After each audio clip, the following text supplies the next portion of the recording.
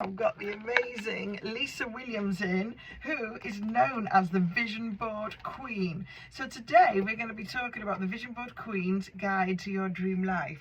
So hello Lisa, welcome to the show. Hiya, thank you for having me. So tell us a little bit about you, Lisa. So my name is Lisa and I am a vision board coach, and I help people create their dream life using the power of vision boards. I'm also a best-selling author, and I'm also a firewalk instructor as well. And I also run a festival for women and teen girls. So I do lots of different things, and it's all designed to help you shine and bring your dreams to life. Wow, that's loads of things. And you're a mum as well, aren't you? I am a mum of 2 girls, yes. Yeah, oh my God, how do you fit it all in? I honestly don't know some days. So vision boards, I know what a vision board is, but some people might not know what one is. So what is a vision board, and how on earth could you possibly, from sticking some pictures on something, create your dream life? So you've basically shared a little bit what a vision board is. So a vision board is a collage of images which is stuck to a board, or created on a digital app, and it's a collection of images that are intentions of what you want to manifest and bring into your life. But there is a lot more to a vision board than just sticking the pictures on a board. So you have to really work with the vision board. You have to really connect with the vision board. You have to really be able to dig deep as to what you really want, because a lot of people go around life thinking what they're expected to have next, or what is meant to be for them, or what they think is for them, and not really actually looking at what they want. It's always maybe an expectation by peers or family or friends, and it really is about what you want and what you desire. That's pretty cool. So how would you, when you say connect, so you basically got this board, you've stuck pictures on, so basically if your dream holiday, for example, is to go to the Bahamas, you would stick a picture of the Bahamas on your vision board, yeah? Yes. And then, so how do you then, when you say you need to connect to it, what do you mean by that? So by connecting to it, you would create an affirmation to help you connect to that vision as well. So you'd be, I will travel to the Bahamas and have an amazing holiday. And you'd also want to tap into the feeling of that vision. So how do you feel when you're in the Bahamas? How does that make you feel? Do you feel excited? Do you feel relaxed there? Really connecting with that feeling of how you feel when you've achieved that vision. So imagine it like a cake, or a puzzle. So you've got your vision, which is your image. You've got the affirmation, which is obviously going to help you reprogram your mind, and then you've got the feeling of how it's going to feel. So once all that's puzzled together, that's really how we connect with that vision. Ah, cool. So it's another form of like manifestations, believing that you've got it. Yeah, so vision board is a manifestation tool. It is something that you work with using things like the law of attraction, if you're familiar with that. But there is also that strategy side of it as well. You can't just sit back and put your feet up and think it's all going to fall into place. If you want to go to the Bahamas, you have to work to achieve the Bahamas. You might have to do a few extra hours at work, or create an extra income stream, or whatever that may be. You don't just sit there and expect it to fall, win a free holiday to there. You have to work to achieve that vision as well, and that's where using the strategy side of stuff as well really does help you. Yeah, because I've been explained to before, there's a difference between wishful thinking and actually truly believing that it's going to happen. But then obviously you have to do, like you say, you can't just stick a picture on the wall and then sit on your couch and do nothing. It's not, somebody's not going to knock on the door and kind of go, here's your trip to the Bahamas. The way I like to look at it is like, we haven't got a fairy godmother like Cinderella. No one's going to come along and magic a wand and you've turned into a princess with glass slippers. You have to actually build yourself up to achieve that vision. Yeah. And that's really important to remember that. Yeah, because I think that's why sometimes because I truly believe in the law of attraction and all these things, and it's why sometimes people will, the non-believers will kind of say it's just a load of rubbish, but then it's not, because they're not doing it properly, they're not connecting to it, and like you say, believing it's going to happen, and then doing the small steps, and sometimes, isn't it, it's believing that the outcome is going to happen, and not knowing how you're going to get there, how it's going to happen, but you just determined that it is going to happen. Yeah, it's trusting in the process, isn't it? And it's trusting in, you know, what's going to happen, you know, rather than trying to fight the process or, you know, trying to control the process. We're trusting in that, you know, we're taking the actionable steps towards it. We're trusting that it is going to happen and it is going to work out.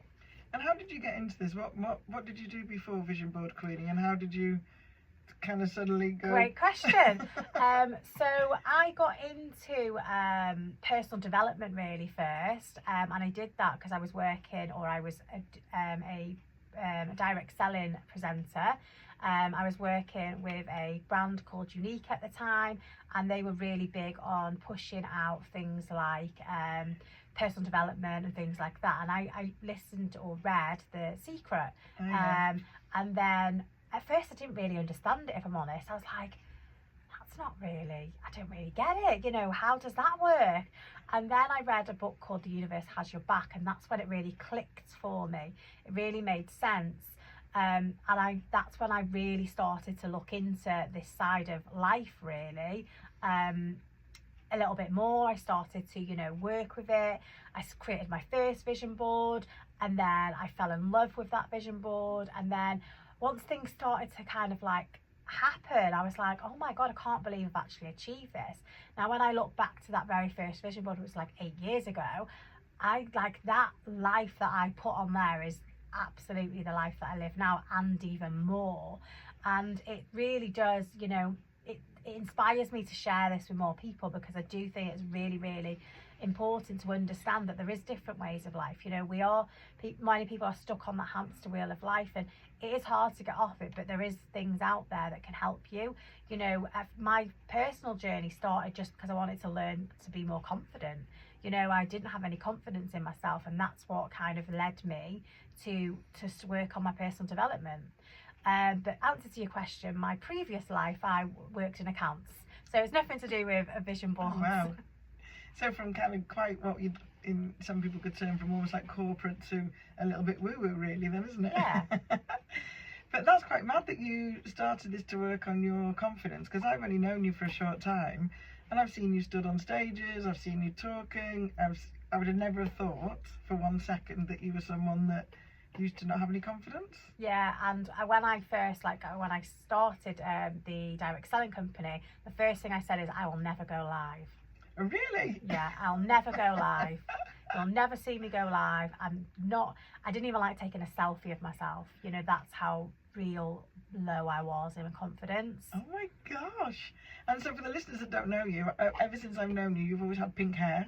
Yes. You're always quite bright and loud, so that's quite mad, isn't it? What a transformation. Yeah, but that was obviously, it's been a journey. It's not something I've done overnight. Yeah. It's definitely been an ongoing journey. And it's that when I didn't have any confidence at all. I was quite shy. I didn't have any self-belief. But I learned that inside. You know, people think, you know, you have to be confident, you have to be all big, bold and bright. And I think, yeah, I have got pink hair, but that's because I love pink. You know, it's not because I want to stand out, it's because I love pink. But it was something I had to learn inside. Yeah.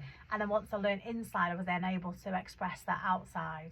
I agree. I mean, like myself personally, I mean, I've never not been confident, but the things I can do now, if you'd have told me 10 years ago I'd be doing them, I would have gone, yeah, no, that's not for me. And it is that thing, isn't it, of just pushing yourself that little bit more, and then it is a journey, isn't it? You don't one day kind of be not confident and the next day, oh, I'm confident now. Do you know what I mean? It's steps, isn't it? Yeah, and that's exactly with the vision board though, isn't it? You can't put a picture on the board and expect it to just happen overnight. You have to work those steps towards that. And just believe as well, isn't it? Yeah. Believe it's going to happen. And I do think that we're quite often in this country told, if you have a big dream that sounds quite an impossible dream, people are a bit like, oh, you won't get there, or that's it. Or my most hated saying that people do is, yeah, but realistically, I hate that. Do you know what I mean? So I'm like, and then like, well, other people do it, so if other people do it, why can't I do it? And it's I don't know whether in this country we're taught to play it safe or. I think we are. I think the education system definitely tries to keep us in a box, Yeah. and you know, if anything's outside of that box, then it's not normal. You know, even to run a business, you know, if it wasn't in a box of, you know, going off a path to university or college or whatever, then it's not okay. You know, it's not the norm to do that. And I think, you know, once you accept that you can be outside that box, then your world is like your oyster, really. Yeah, I completely agree. Oh my god, this is going to be such an exciting session. Anyway, we're going to go and play a song for now, and then we'll come back to you in a moment, Lisa. If anybody's got any questions, remember, send them in and we'll answer them for you. Enjoy this song.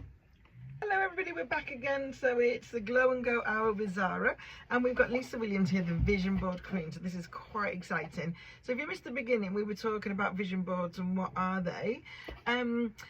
So what, you know, if you're like somebody that's never done a vision board, never heard of it, what are the sort of steps to get yourself started, and what are the sort of most common mistakes that people can make when they're trying to create a vision board?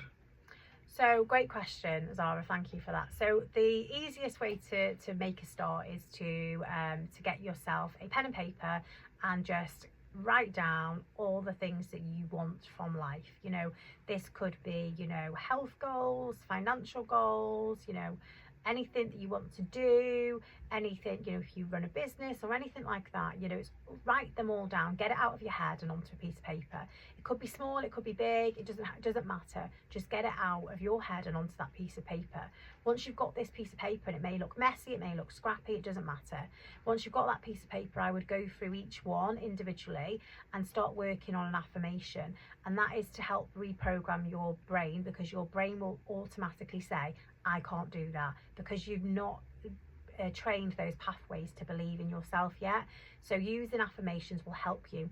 One of the things that I used to do when I first started vision boarding was I used to write the affirmations and stick them on my mirrors, stick them around the house, and that used to really help me start to work on retraining the brain quite early.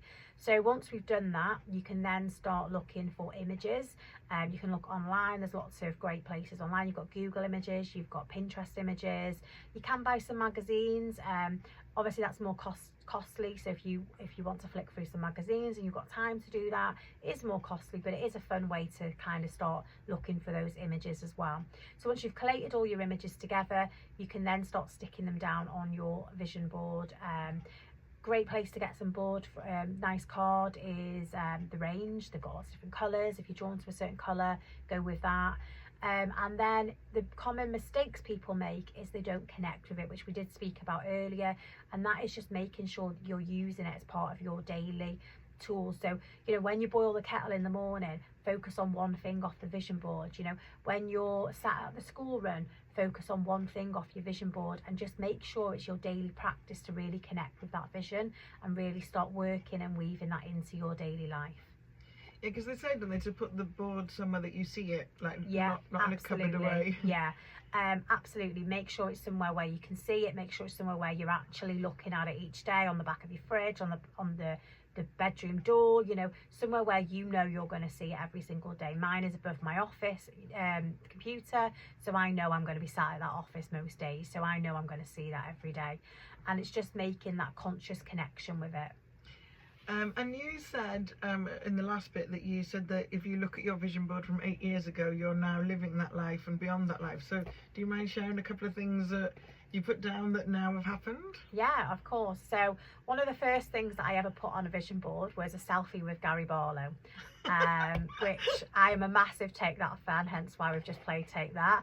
And I said that was my test to make sure this actually worked. And I said, I'm going to put a selfie with Gary Barlow on there. And I got that selfie with Gary Barlow at his book launch event in the October of 2018, I think it was, 2017, 2018. And that was when I really then thought, this does actually really work. So other than my selfie with Gary Barlow, I've also moved into my dream home in 2021. I've had my baby, my rainbow baby. So we had several miscarriages prior to my youngest child being born, and I had her on my vision board, you know, having that, you know, baby. I've also had a new car. We've also took a family holiday to Florida. and there's loads of other things in between, but they're the real big things that really have stood out and made a massive difference. That's amazing. I'm going to put a selfie of somebody on a vision board now. I'm going to think of all the men that I love. But that's really, really good, isn't it? You know, and things like your dream home and your dream holiday, they are things that people, because sometimes they're financial and maybe their job at the moment wouldn't afford that. It is a huge goal, isn't it? And then yeah, so for us to move into our dream home, we'd obviously just had another child, so our current home wasn't suitable for, you know, two children, and there wasn't a lot of room there for us. We also had 2 cars at the time, and the driveway only fitted 1, so there's lots of reasons why we needed a bigger home. And then, so obviously putting that on the vision board was a huge goal for us. But at the time, it seemed really impossible because we could only just afford the house that we lived in. So how are we going to pay for another one? I am very fortunate that, you know, when I started my business, I was then able to leave my paid job and do my business full time, which then obviously enabled us to move home as well. So yeah, but it's all those things, you know, it didn't just happen. I didn't just wake up one day and go, oh, I'm going to buy a house today. You know, it was something I had to work towards. It was something like I had to, you know, put the steps in place towards that.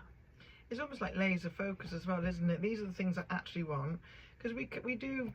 I mean, I'm the queen of it, can end up thinking I should do this today, should do that today, and then you turn the TV on and the next thing you've just lost an hour because you've glued yourself to the TV.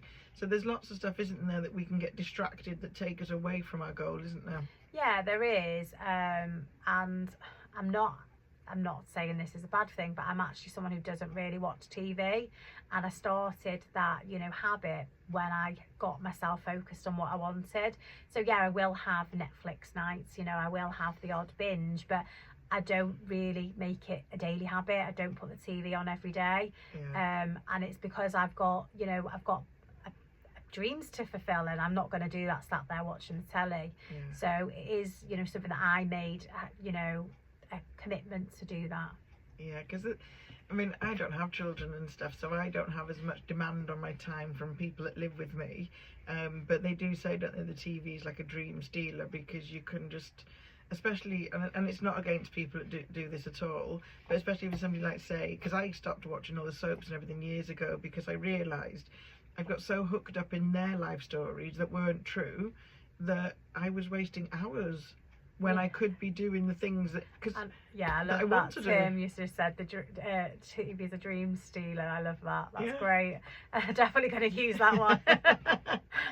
And I'm the same. I'm more of a if I want to sit and watch TV, because to watch TV for me is when I kind of go, okay, that's enough now, I've done everything, I just need to switch off, and then I go and put a box set on, or I put a movie on, and I'm not governed, you know, like, I mean, my mum's in hospital at the moment, and even last night she went, can you get Emmerdale on your phone for me? It's kind of classic, isn't it? So, but yeah, that's really, really good, and just shows it can happen. So yeah, amazing. So you do you do courses for people? Do you help people how to do this? I do courses. I don't really run very many workshops, because what I do more of is I help people work through the blocks that's stopping them achieve the visions, because obviously we've got these visions, but sometimes there's something blocking us. So I work a lot with people to work through those blocks, you establish what's stopping them and work through that, rather than actually sticking the pictures on a board, because let's be honest, a 2-year-old can stick pictures on a piece of card, you know. That's not the hard bit. The hard bit is actually taking the actions and the strategy to achieve the vision. Amazing, amazing, amazing. Okay, we're going to put another song on and we're going to come back, because we've been chatting and Lisa does a million things, book author, all sorts of things. So we're going to put a song on and then we are going to come back to Lisa after this. Hello everybody, we're back and I'm here with Lisa Williams, the Vision Board Queen. But as I said before the break, Lisa has got so much stuff that she does, and one of them is she's actually an author, and you are now on book number 3. That is amazing. I'm so excited. How on earth did you get into writing a book, and what are your books about? Yeah, that's a really good question, actually. So the first taster I've got of writing a book was back in 2021. I was part of a book collaboration, and it was a collection of 15 stories, and I was very fortunate to share my story around miscarriage in this book. And I was like, yes, I've ticked that vision off my vision board. I ticked it off, and I was like, amazing, I've done that. And then obviously, you know, that was that. Put it to bed, and I moved it off my vision board to my achievement board. And then a couple of years later, I kept getting this niggle that I need to write a book, I need to write a book, I need to share more, I need to share more. So that's when I wrote my first book, which was called The Vision Board Blueprints, which is a book around vision boards, and it gives you all the practical tools that you need to create your vision board. It is available on Amazon, and it's called The Vision Board Blueprints, and that launched in October 23. So that was the first book that I wrote myself, I published myself, and it is obviously available on Amazon. And then I thought, you know what, more people need to do this. More people need to share their stories and share their passion, because it is something so liberating that it is powerful to be able to help other people. So that's when I put out an opportunity for 28 ladies to join me in a collaboration book, and that's when I created my first collaboration book myself, which was called Ripples of Positivity, and that launched in October 24, which was last year. And it was absolutely incredible. We hit #1 bestseller. You know, the ladies was so you know, grateful for that opportunity to be able to share their story. And then this year we're doing the same again.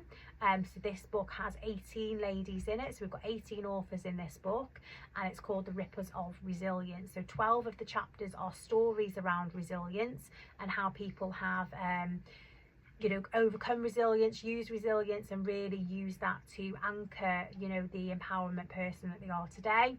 And then there is 5 chapters purely for, you know, tips, tools, advice, guidance to help you, you know, on your own life journey, to help you, you know, embed them into your own life, really. So, and this book launches on Monday, which is very exciting, and we have our book launch party happening this Sunday. Oh my gosh, how exciting, how exciting. You need to do a tour. Yeah, a little tour around the UK with books. Tour, yeah. Really got to that. So this was #4 then. I didn't, the first one I was in, I didn't host that one, so I just wrote a chapter in it. So I just kind of gave them a chapter in, and they hosted it, whereas I've published 3 books. So 3 completely organised and published by myself, you, yeah. And 1 totally written all by just you. There's 1 written by me, and then 2 collaboration books that I've wrote, yeah. Wow, that's. And how on earth do you start? Like, I mean, like, do you just get a pen out and just start writing, or? Yes and no. So you obviously have to have like an idea, so that it comes with an idea. So basically a blueprint of what the book's going to look like. So obviously, you know, create an idea of like the format, the layout. So obviously, let's use my book for example, the one that I've wrote from start to finish, the Vision Board Blueprints.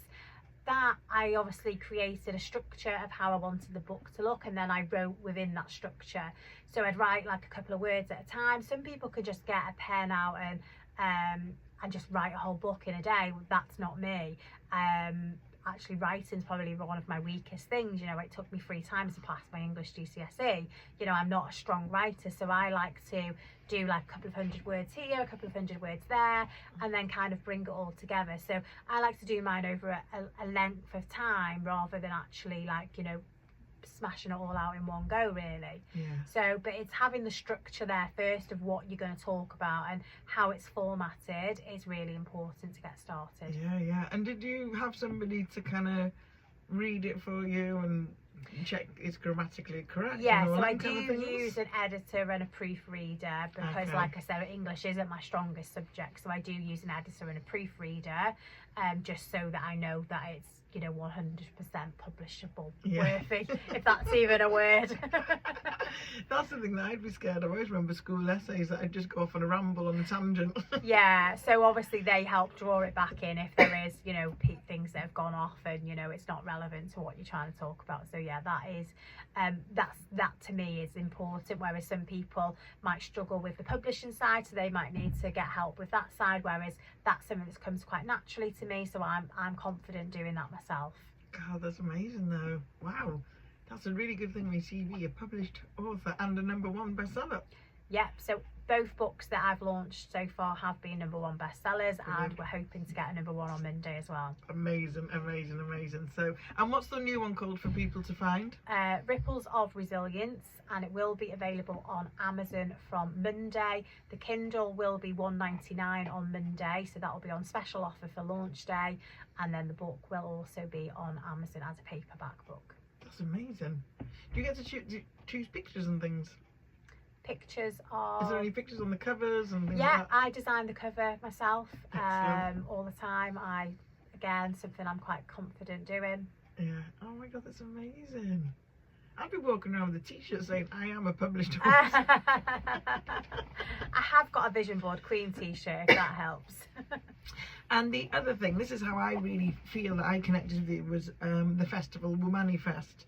I had heard of it, and this year, isn't it? I'm so confused with my dates. I got to come and do face yoga at your event, and I have to say, it was an amazing event. How did you get involved in that? Where did it start? And tell the listeners all about Womani Fest. Is it my saying it right? Womani Fest, yeah. So Womani Fest was founded in 2020. It was actually in a hotel the first year, and it happened just before lockdown. And then literally we held the first Womani Fest, and then we went into lockdown the week later. I went to this event as a guest. It was the first event I'd ever gone to outside of a direct selling event. And I walked away feeling absolutely inspired and empowered, and that was when the actual Vision Board Queen was actually birthed from that event.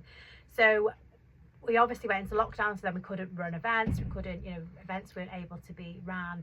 And then when obviously we were allowed to meet up outside in larger numbers, the owner of Womani Fest at the time decided to bring it as a festival, because obviously Womani Fest, festival, and then so obviously we were allowed to have bigger numbers outdoors, so then it was created as a festival. I went to the festival as a workshop host, so I hosted my first workshop at the outdoor festival, and then the second outdoor festival I ran a talk, and that was when I was then brought on as like an advisory member of the community, and I helped a bit more behind the scenes. Last year I was fortunate enough to take over the festival. So the festival is designed to help women and teen girls. It is designed to inspire, empower, educate, liberate and entertain women and teens, to help them with their well-being and make them feel empowered. And it is such a powerful event. We have over 100 different workshops and talks over the weekend. We have lots of different entertainment activities like yoga, like dancing. We have things like firewalking, we have paddleboarding, cold water swimming. There is something for everybody. We also have our very own teen area, which is designated for teens, and that is a space where teens can feel comfortable and start working on themselves and believing in themselves and their self-worth. So it's a really powerful festival, so if you haven't been, please do come along. We would love to have you. Yeah, I have to say I've been to quite a few festivals, and it's a really, really lovely one. It's quite small and very friendly, and there's so much going on with different tents, different things going on. There's a lovely sort of kind of marketplace, and the food is nice, and the actual location is beautiful. I have to say I did think this is a really, really beautiful one, and especially for people that have never been to a festival before, because sometimes festivals can be a little bit scary with the numbers. Yeah, definitely. And we're not a singing and dancing festival. We're not there to everyone to get drunk like some festivals. We are there for your well-being, and that's really important for you to look after that. And like you said, it is a nice festival to start, if you've never been to one before. And our ticket prices are actually not expensive considering what you get for the value. So they're currently £79 for a weekend ticket, so that's 2 days. And the content and the stuff you're going to walk away with is absolutely worth so much more than that. And is it in the same place next year? Yeah, so we're at Delamere Events in Cheshire. It is we've got a beautiful lake on site as well. We've got really lovely scenery behind us. And have we got the dates? Yeah, it's 4th and 5th of July. Cool. Yeah, if you've never been before, just Google Womani Fest. So woman iFest. Yeah. And check it out, and it is a really, really, really beautiful festival and beautiful area. And you also said you're a firewalking coach. How on earth did you become a firewalking coach? Yeah, that's a new thing to my bow. So obviously we've taken over the festival. It is something that we do at the festival every year. So we do like a firewalk every year. So obviously I thought, well, I might as well learn how to do this so I can, you know, run the firewalks, and then I can offer this incredible experience to other people's events as well, because, you know, going to events is powerful. You know, it is, you know, where magic happens. So I trained in September this year to become a firewalking certificate, and we also did like other empowerment things as well, like glass walking, arrow breaking, board breaking. So I do offer all of those as well. God, I've never even heard of the other ones. Yeah. You have to try them then if you've No. never heard of them. Way too scary. That's exactly why we do them, to break through those barriers. But what? So did you go and do it, and then you kind of went, oh, I fancy doing this as a coach? I've done a glass walk twice previously, and I've also done a firewalk twice as well previously as well. And then I thought it would be a great opportunity to bring that into running events. Because it's all about mindset, isn't it? Walking across the and that's coals. it does link with vision boards as well in a way, because obviously when we're working towards a goal or a vision, we sometimes have to break through those barriers as well, and we have to break through those blocks. And you're walking over hot coal, or, you know, walking over broken glass is definitely something that's your mind telling you can't do it. You know, you absolutely can do it. And that's exactly why with your vision, you absolutely can achieve that vision, but your mind is telling you that you can't. Yeah, I agree. My mind's telling me I can't too. Okay, let's play another song, and then we'll come back for some more information from you, Lisa. Hello everybody, we're back again. Me, Zara Groves, and Lisa Williams, the Vision Board Queen. Does everybody call you that, the Vision Board Queen, wherever you go? Sometimes, yeah, I do get that quite a lot. You're the vision board lady, aren't you? And yeah, I do get spotted quite a lot, well, especially when I go to events and stuff that's it with people that I obviously work with. That's amazing. So we've talked about lots of things. Oh my gosh, look at the time, we're nearly running out of time. So if anybody wants to do your vision board, if anybody wants to come to Womani Fest, if anybody wants to get your book, how do they find you, and how can they find all of this information about you? Yeah, so you can find anything vision board related on my website, which is www.lisawilliams-L for Lima, M for Mother, G for Golf.co.uk. And then if you wanted to come to Womani Fest, then the details are all on the Womani Fest website, which is www.womanifest.co.uk. And I am running an event in January, and we'd love to have you there, which is called the Big Vision Ignited, which is at the Story House in Chester. I've just picked up the flyer. It looks amazing. I love your hair and your flowers on that. So the 8th of January, my mum's birthday. So this is in Chester, the Ignited. And what's this going to be about? So we have different talks available all around, you know, helping you find that ignite to ignite your visions, to inspire you, to uplift you, to motivate you. We'll be doing things around your mindset. We've also got some workshops, and we've also got some mini taster sessions. So one of the mini tasters is like EFT and some breath work sessions and different things that you can try out that's going to help you with your visions. Brilliant. So I don't know if I've said this before on the radio, but if ever you miss any of these radio sessions, I do actually upload them all to YouTube after, so I will put Lisa's details on that video as well, in case you haven't written it down. And they can find you on social media, Lisa Williams? Yeah, Lisa Williams on Facebook and Instagram. Can't miss her, she's got pink hair. All right everybody, thank you so much for tuning in today. I hope you've enjoyed today with Lisa, and I will see you same time next week. Have a fabulous day everybody. Love you lots. Bye.